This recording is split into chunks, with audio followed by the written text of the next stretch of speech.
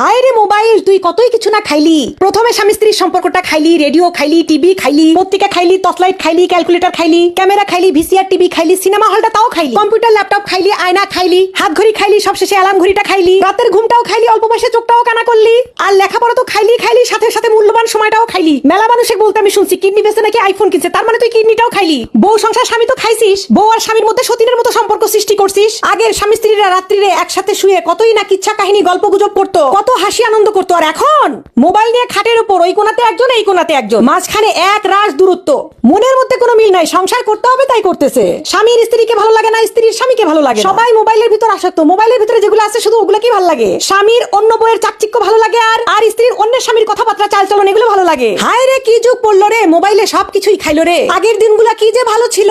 আগে স্বামী স্ত্রীর সম্পর্ক দেখলে বুক ভরে যেত। আমাদের নানি দাদিরা যে আছে তাদের ভালোবাসা দেখলে এখনো মনটা ভরে যায়। আর আমাদের মধ্যে খালি মারামারি ফাটা